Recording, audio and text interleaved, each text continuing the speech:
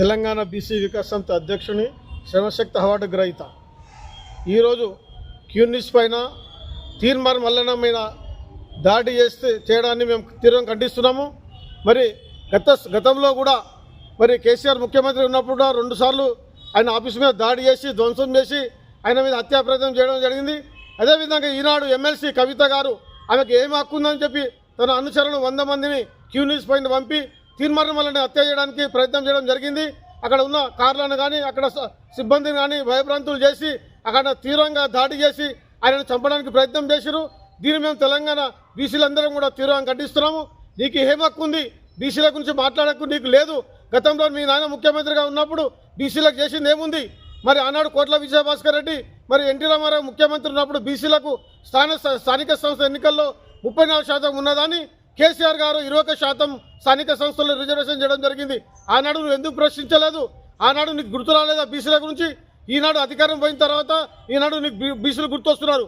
కాబట్టి ప్రజాస్వామ్యంలో ఆయన తీర్మానం వల్ల ఏమైనా అన్నట్టయితే మీతోటి కంచం లేదు, మంచం లేదు, మాకు వైరం లేదు, దేంతో మీకు పొత్తు లేదు, మాకు సంబంధం లేదు అని ఆయన అన్నంత మాత్రాన మరి ఇంత తీవ్రంగా నువ్వు నీ అనుచరులను పంపించి ఆయన మీద హత్యా ప్రయత్నం చేయడం చాలా తీవ్రంగా మేము గ్రహిస్తున్నాం బీసీలము.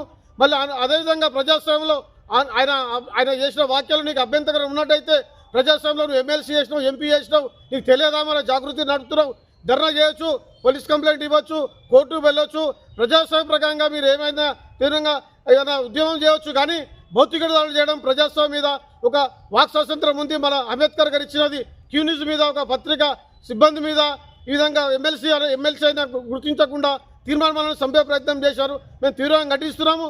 కాబట్టి భవిష్యత్తులో ఇలాంటి దాడులు మేము సహించము. బీసీలందరం కూడా మేము గుర్తిస్తున్నాము. ఇప్పుడు బీసీలందరూ మా బీసీల ముంగంటనే మీరు అధికారంలో రావడం జరిగింది. మీరు ఎమ్మెల్యేలు కానీ ఎంపీలు కానీ ఎమ్మెల్సీ కానీ అధికారం 9 ఏళ్ళు మీరు సేవించారంటే బీసీలతో అడిగి బీసీలు లేకపోతే ఏనాడు మీరు గెలవరు. కాబట్టి బీసీల మీద మీ ఒకలమాల ప్రేమ ఇప్పుడు చూపెడుతున్నావు.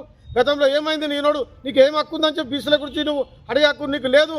మేమందరం ఉన్నాం, పోరాటం చేస్తాం. కాబట్టి తీర్మానం మల్లన్న మీద భౌతిక దాడి చేసి ఆయన చంపే ప్రయత్నం చేశారు మీరు. కాబట్టి మీరు ఈ నెల 17 లోపల మీరు తీర్మానం మల్లన్నకు మన బీసీ సంఘాలకు క్షమాపణ చెప్పాలి. లేనట్టయితే మీ ఇల్లును ముట్టడిస్తామని చెప్పేసి బీసీల సంఘాల తరఫు నుంచి తెలియజేస్తున్నాను. ఇది తప్పకుండా జరుగుతుంది. మీరు క్షమాపణ చెప్పాల్సిందిగా కోరుతున్నాము. జై బీసీ.